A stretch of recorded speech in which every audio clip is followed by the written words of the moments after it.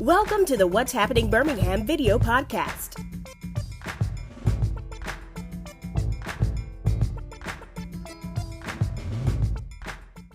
Hello everyone, this is Jarvis Escott with What's Happening Birmingham. Today I have the honor and pleasure. I am back at City Hall. I really love their backdrop. They have some of the best backdrops, but I also want to tell people as well, if you ever get a chance to come in here, it gets kind of freezy, but normally with this weather, you know, it definitely need a cool off. But I'm back again today with Councilor J.T. Moore for City Council District 4. Councilor Moore, how are you doing today? I'm good. I'm cold, but I'm good. Yes. So I want to bring Councilor Moore on today. He's give some updates, what's going on in his district. But let's first start off with, how are you doing? I'm good, man. Just got an opportunity to, come back from Destin, Florida with my family. My daughter's school had a family trip that they planned for everybody. So, okay.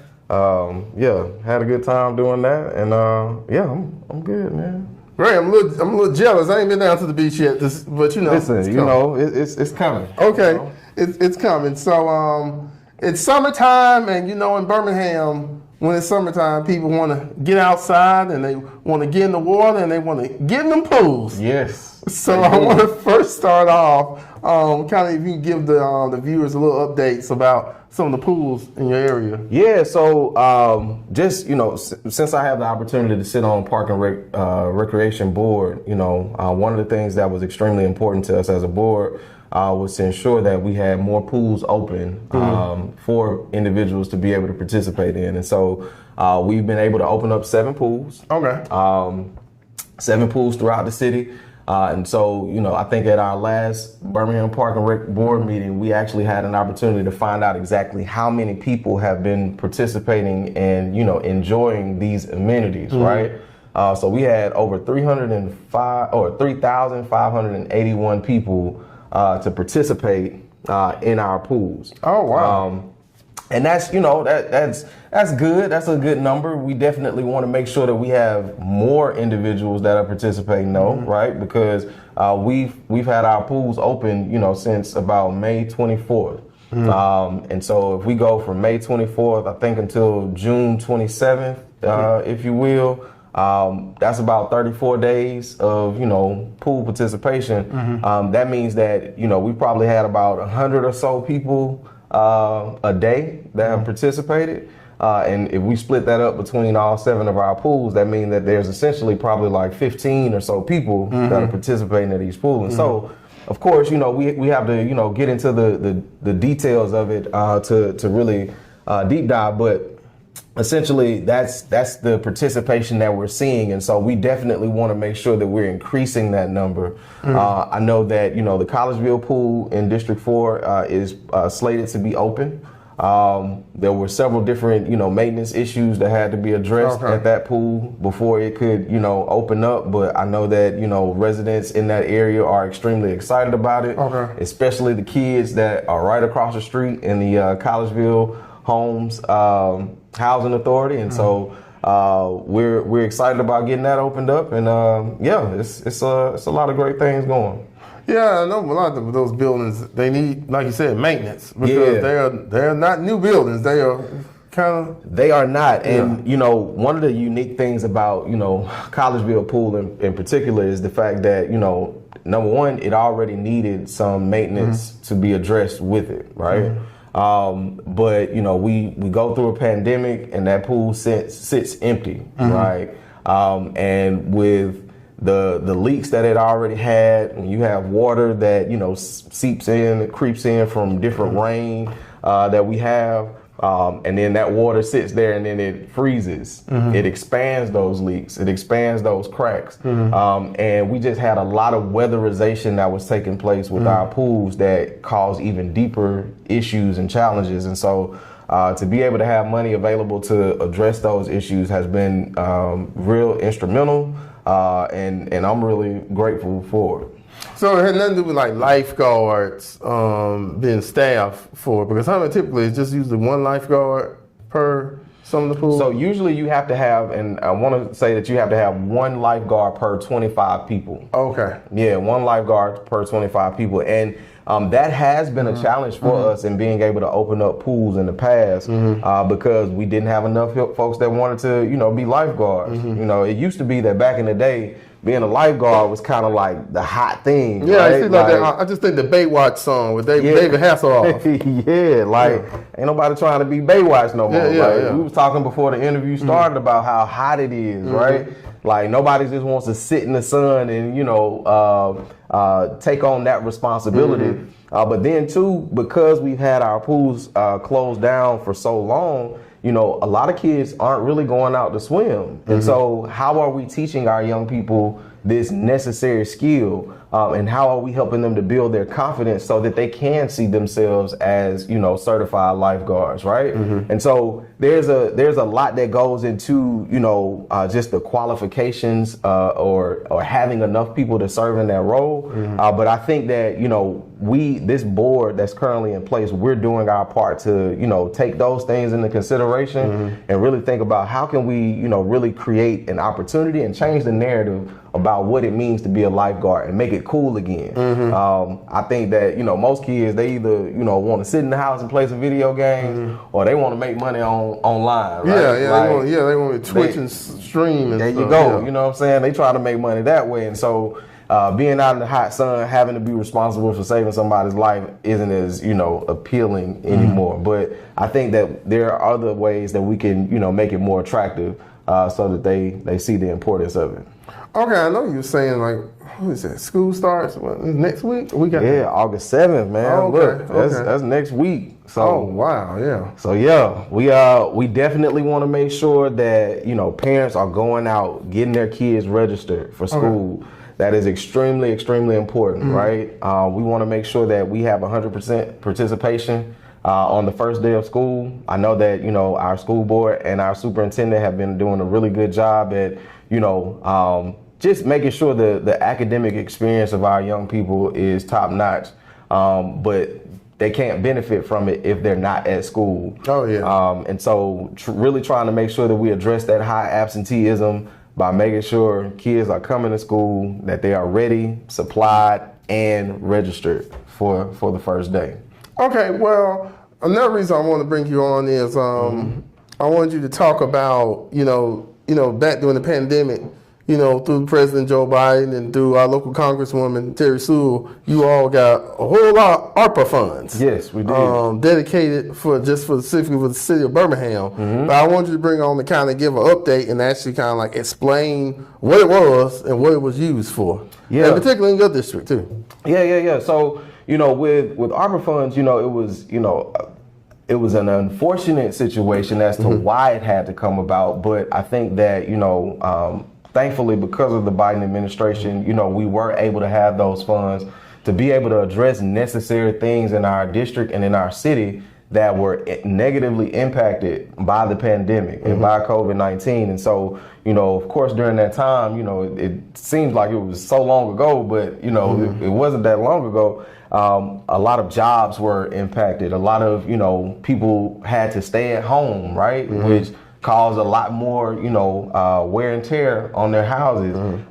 There were some food insecurities that were already an issue, but, we saw a lot more of that. And so there were just several things that, this money was given to us for so that we could address a lot of the challenges that were created as a result of people having to be at home or out of work or things of that nature. And so I wanted to, just kind of go through a couple of different things that, I was able to accomplish and, also kind of provide some insight as to why. Because I think a lot of times, folks can, look at what you've done and say, well, something else could have been done that's better, right? But it's easy to say that on this side of the pandemic and on this side of, these funds being obligated. But at that time, these were the things that were most pressing and most important to people. As I went out to my district and talked to individuals and, went to different neighborhood meetings or, had those conversations, these are the things that folks said, hey, we need to make sure that we focus in on these aspects. And so one of the largest things that I gave funding to, which was over $500,000, was critical housing repair, which was a healthy housing initiative through the neighborhood housing services. that was something that we even, heard about today. We're relaunching the critical housing repair program and allowing people to fill out applications September 4th and 5th. Okay. And so we're having listening sessions all throughout the month of August. I want to say August 7th and August 14th. And one is supposed to take place on July 31st, which will be virtual. But we have a lot of individuals in our city, man, that need critical housing repairs. We have so many, folks that live on fixed incomes, can't fix their bathrooms, can't fix their roofs, can't fix, ramps and foundational issues that they have. And so this money went directly towards individuals in District 4 to be able to help them to repair those critical needs that they had. And there were several, seniors that, I can remember, walking through their houses and seeing how they were living. We talk about the heat now, but at one point, it was wintertime, right? Okay. And people were not able to get heat inside their homes because they had, HVACs that weren't working. And so this funding went to be able to help them to be able to do that. Now, I want you to back up for a second. There was a time limit for you to spend this money. Yes. So we were awarded this funding, and all of the money had to be obligated. It had to be obligated by December 31st of 2024.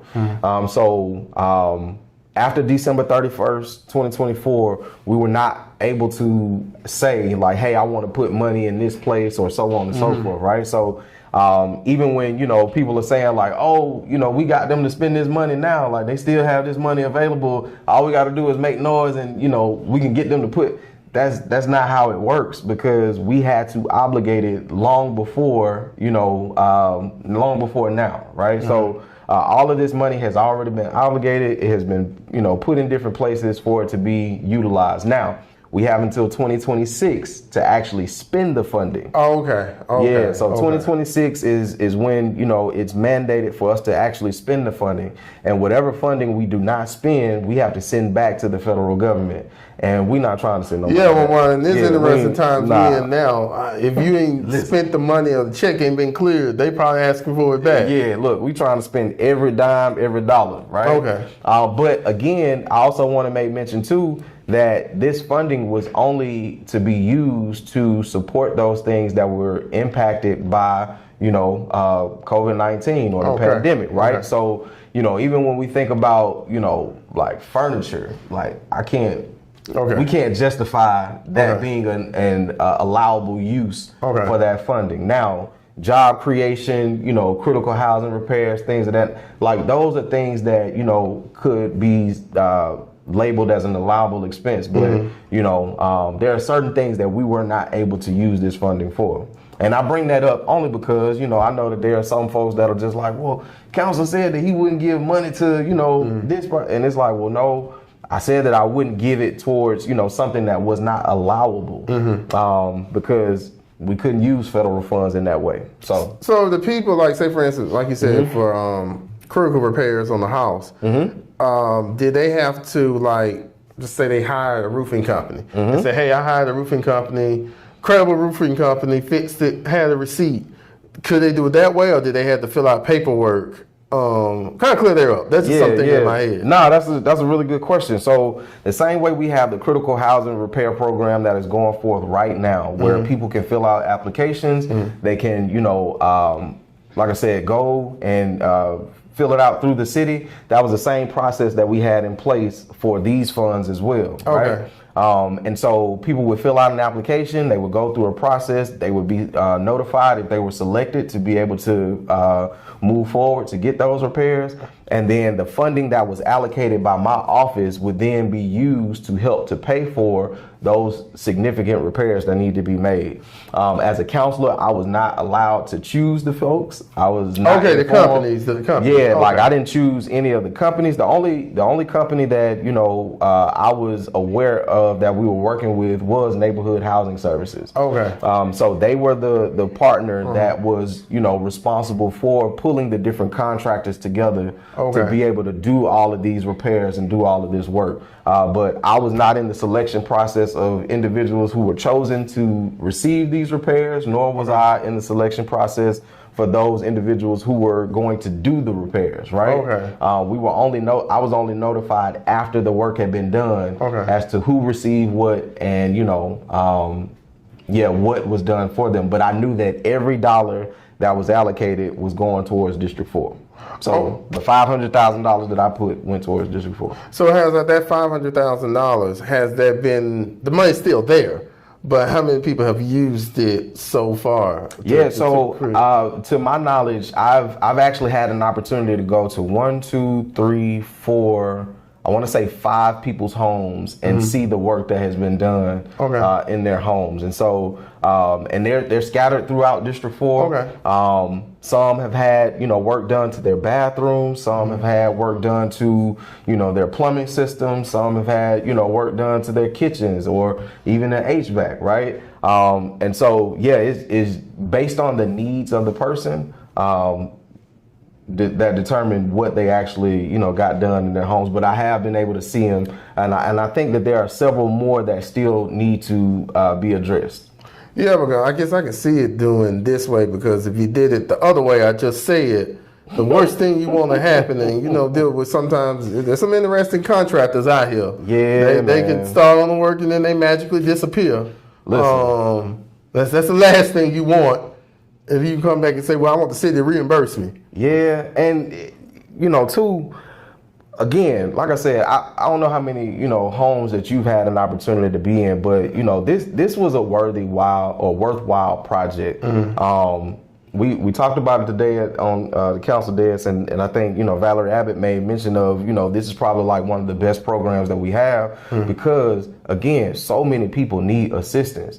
I tell this story all the time about, this lady named Miss Devon, whose home I had an opportunity to go inside of, whose foundation was just all over the place. Like you walk in her home and you will be walking up and down because her foundation was just so tragic, right?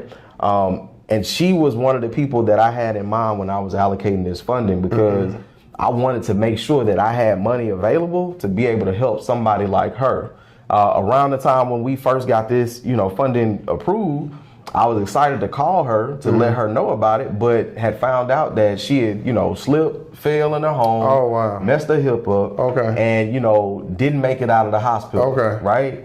And, that taught me a couple of different things. One, I would love for city government to move much faster than it does, but this is the reality of it, right?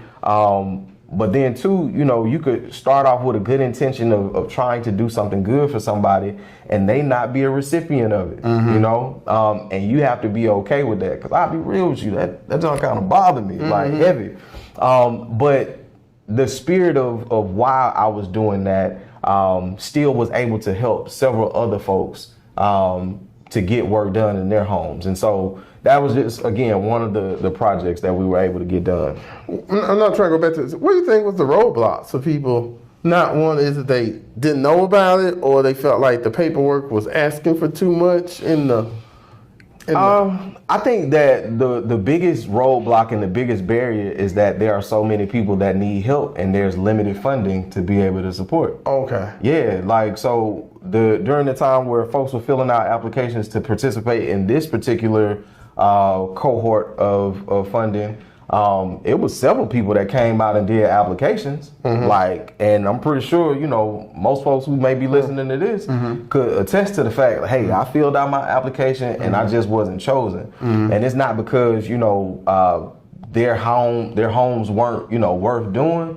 I think that, there was just a sifting process and a qualification process that people were trying, that the city was trying to go through to determine, who needs to be chosen for this limited amount of funding that we have until we have more, right? And so I think that's the biggest barrier, is just a lack of funding. So what are the other projects? I'm kind of looking at some of them. I know they cut. I know it's like an Excel spreadsheet, so the color is different. When they say approved for compliance, that means it was approved. Okay. Yeah, that means that it was approved to serve as an allowable expense of how this funding could be. Oh, okay. Dictate. Okay. Because the worst thing you need to do is find out if it's allowable expense, then you on the hook. The city got to pay you back. Right. So definitely didn't want to do that. I also gave, some funding. Let me see. I want to, somebody said, JT, start with the largest ones first and then work your way down. So I wanted to make sure that I talked about the head of household program, which was really, I gave $100,000 to that, which was really an opportunity to just, support those individuals who, were in single families, who needed help with rental assistance, right? Because I don't know if anybody can remember during that time, but we had a lot of people that were in danger of losing their residency because they couldn't pay their rent or they couldn't, take care of the needs. And so that program was offered through the Dannon Project to be able to help families to stay in their homes and be able to support themselves. We also had the certified victim service officers that I was able to support with $100,000. And that was a program through, our district attorney, Danny Carr. So a lot of times, when violent crimes happen in our city, in order for us to catch those individuals, we need to have witnesses. Well, this program helped to provide, support to those witnesses so that they felt comfortable even coming forward. There was a time frame in our city where we just had somebody who was running amok. Oh, And so I think, in the moment, it's easy to understand it's easy to understand why that is a good use of funding because, there was such a dire need on this side of it, though, we're like, man, we're seeing a decrease in crime. We're seeing a decrease in, the amount of, violence that we're seeing and gun violence that we're seeing. And so it's easy to forget, what helped us to get to this place. And so that was one thing that, I also put funding towards.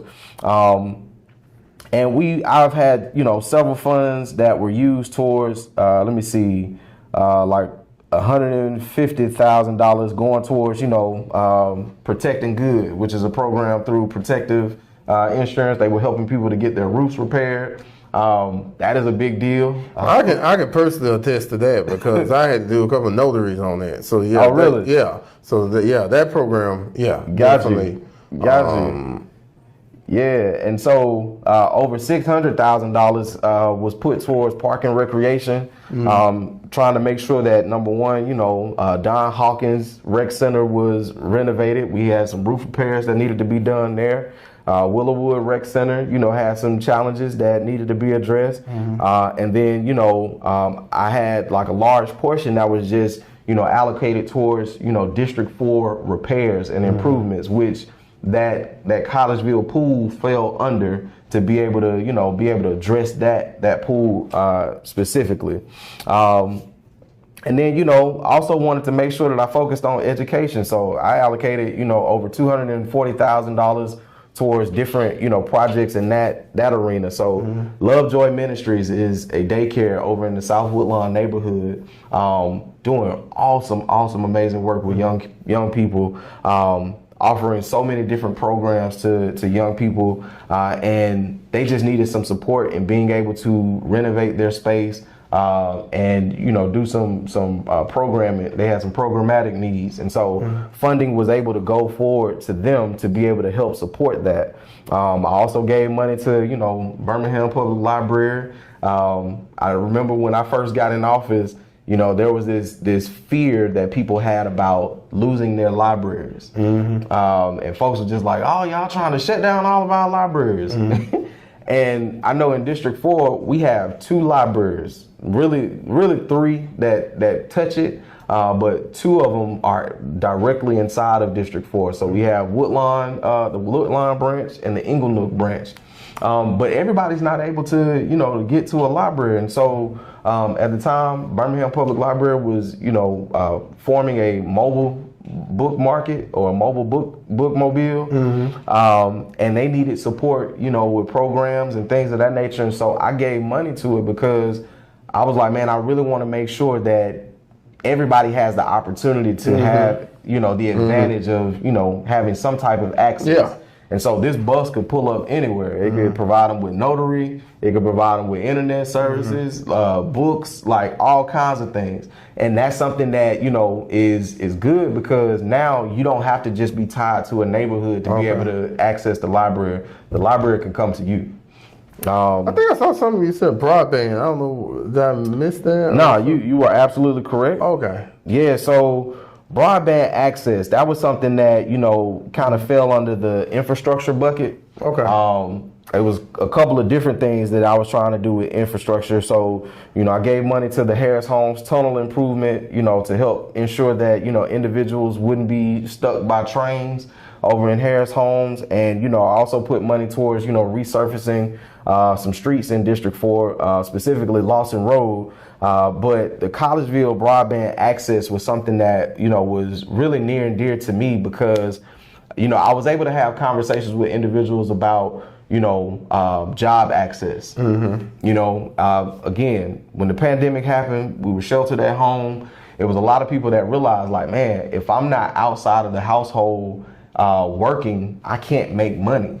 Like, I can't make money, right? And so it kind of showed people like, man, I need to have some other ways to be able to, you know, increase my finances. And so this Collegeville broadband access program was a opportunity to be able to really create broadband access so that everybody would have access to the internet. And we could, you know, really market those work from home jobs to individuals. Collegeville has a lot of different challenges. You know, it's riddled by trains. It's, you know, in a flood zone. And, you know, one of the other issues that we found is that, you know, it's also challenged with, you know, having access to the internet. And so wanted to be able to put this funding in place so that, you know, if individuals wanted to be able to access jobs where they could have work remote home or remote home jobs, work at home, they would be able to do just that. Yeah, I'm gonna go back to something you said earlier about infrastructure. I live on the east side. Everybody that live on the east side, go over that Lawson Road. It's almost like this. You got to drive almost like it's Super Mario go-kart because you don't want to hit a bump. Yeah. So for that to finally be repaved, okay, that's what the money. Okay. Yeah. I was wondering. I was like, oh, this is paved now. I'm like, what? Yeah, so and I haven't driven back over there to see if it's completely done. I mean, of course, some parts of it still, but the part, most of the parts it's fully done. Because I'm telling you, it used to be almost like anybody that's watching this. If you go on Lawson Road, it's like you had to like do a little swerve around because you don't want to hit that bump. Yeah.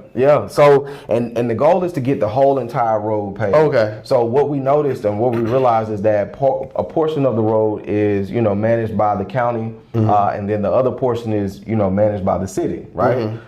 And so that could cause some issues in terms of, you know, paving because maybe the county is on a different schedule than the city. Oh, yeah. Right. Okay. And so that's what we found is that the county was able to pay their part of it, but the city hadn't yet done its side of it. Okay. And so what our, you know, individuals in Department of Transportation, James Fowler and Colin Alexander did was, you know, they suggested that, hey, we have a partnership with the county to be able to give them our funding. And since they have the capacity to do these types of things, we just give them the funding so that they can also pave our roads as well. And so we saw that happen with Red Mill Road over there in the Kilo Springs area. So we recently got Red Mill paved up. And so now Lawson will be paved up as well completely. And that should be done by either, I want to say by mid-August. That should be completed. Yeah, for the people, it starts off on, you get off 79, and that takes you all the way through Zion City, through Penfield Park. Yeah, Pine Nose Vista. Yeah. Maple Grove, all of those areas. Yeah. So, JT, where can people find this whole list of the ARPA projects? How you spent the money on this? Yeah, so they can find it on the city's website. You know, we have a link that, you know, people can follow underneath the city council website that shows, you know, all of our ARPA funds and, you know, how we spent them. Nothing is a secret. Nothing is, you know, hidden. And these things are all, these things all had to be voted on in a public space. It all touched our agendas. So, like nothing has been, underhanded or anything like that. I did have a couple of other things that I wanted to, make mention of. So, and I'm finding the link too. I'm gonna put it, figure out some way to put this link to figure out. Got you. Yeah, and like I said, with education, gave over $240,000 towards that. So you had different things like Lovejoy Ministry that I made mention of, the Birmingham Public Library, Stream Innovations, which teaches young people how to code, Build Up Birmingham, which teaches young people how to fix houses and ultimately puts them in a position to own their own home, which is extremely important because we know what it takes to maintain a house, but it's good to learn those things early. And then also Dropping Science, which is a program that's offered by McWayne Science Center. And so those are all things that went into education. Over 120,000 was put towards, workforce development. Given the Why Women Work, a 6-week women's entrepreneurship program, was able to give money to that. Birmingham Urban League with their workforce development program, helping to support nonprofit and small businesses through CARA, through a business accelerator, and then the Good School Food and Apprenticeship program with Jones Valley Teaching Farm, which they talked about today at our council meeting, was also something that I was able to give funding towards that has, really, helped young people to have some inroads to the workforce development. Mentoring, I don't know if you've ever heard of Children's Village, but help them out. Growing Kings, which is also I heard Growing Kings. Yeah, Growing Kings is a mentoring program that is offered right in District 4. Work with schools like Inglenook and Hudson, and so it was able to touch those two communities. Chore, which was another mentoring program that is being held right there in Woodlawn, was a big deal. And then of course PAT. Birmingham Police Athletic Teams, which was a really big deal because, we needed to, that program hadn't been in operation for 7 or 8 years. And so it was an opportunity for us to, really get that program back started. And then, like I said, I've already talked about the housing that, has been able to be offered, and then some of the infrastructure programs that were done as well. And we just had a lot of, opportunities that, were able to touch District 4 in a different way. I will say this though, right? All right. So I know that, I don't know how much you know about District 4, but District 4 has 19 different neighborhoods, all of them different in their makeup, right? I believe that it's one of the largest districts. And I know that to be true because everybody has the same amount of population, but nobody has the same amount of neighborhoods, right? And so when you bring 19 people, let alone 19 neighborhoods into a room, there's always going to be some differing views. There's always going to be some, some, hey, we need this over here. Even though they don't need that over there, everybody needs something different. And District 4 is one of those districts that, has really had a lot of environmental challenges, in our North Birmingham area, right? And my goal when I first got this funding was to be able to find a way to use this $3 million to be able to help relocate people out of those areas, right? Like I wanted to find a way to be able to do that. What I realized was that was not an allowable expense. Oh, wow. It was not an allowable expense. But then in addition to that, there still would have been, some funding issues in being able to do that, right? $3 million sounds like a lot, but relocation it's like, where are we going to put people, right? And so once I found that out, that was not an allowable expense, I had to try to find other ways to be able to address some of these different challenges and issues, and to find ways to make sure that this money was used in a way that it would touch more people than, just one thing, right? And so I want people to really take those things into consideration, even when, like they're looking at the council and how we've been able to utilize these funds.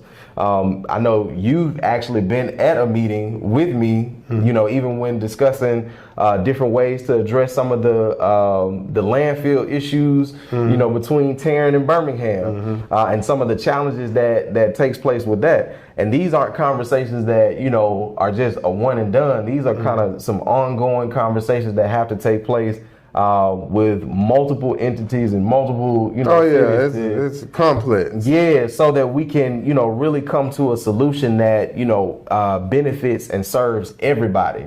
And a lot of people have to weigh in on that. And, with these funds, we were able to move quickly because we had partners at the table that were willing to do the work. Like, you'll never see a counselor out doing, housing repairs. Yeah, that's not what we do. Road. Yeah, that's not what we do.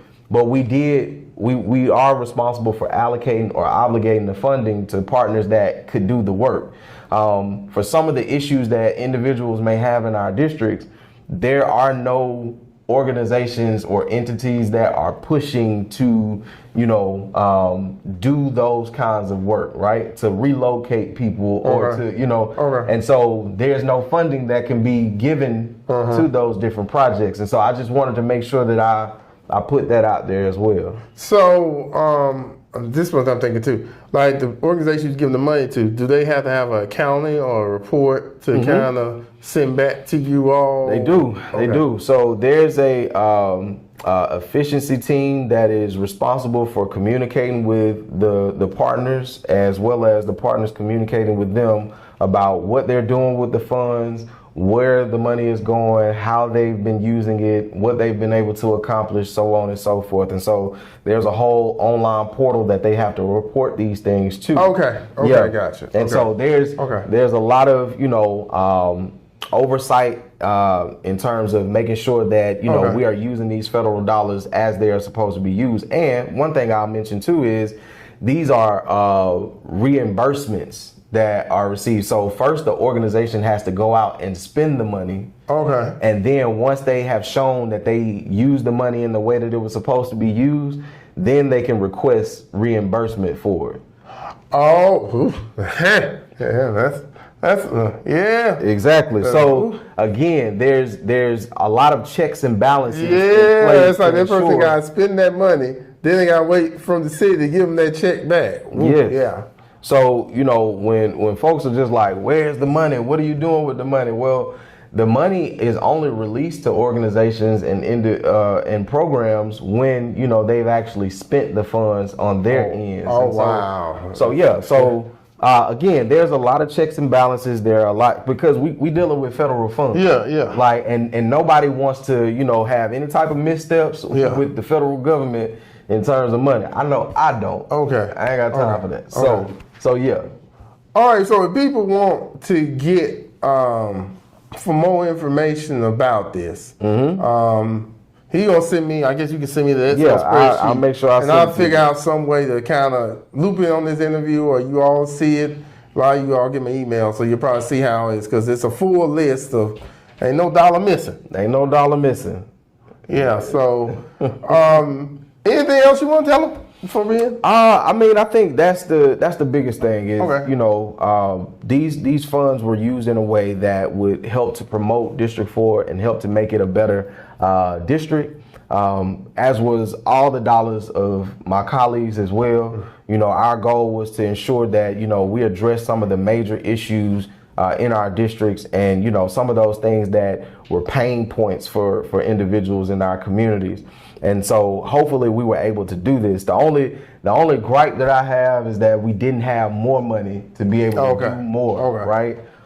Because there's just such a great need in our city. But it also shows me that there's an opportunity for other organizations to come alongside the city to do this work and to support us in addressing some of these challenges.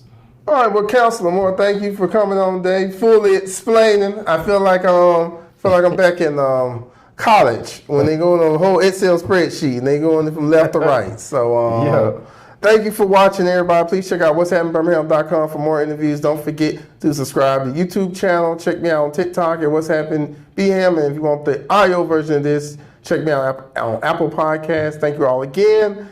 And stay cool, Birmingham, because it's hot this week. Bye-bye. Thank you for watching the What's Happening Birmingham video podcast. Please check out our website, app, or subscribe to our YouTube channel for the latest videos today.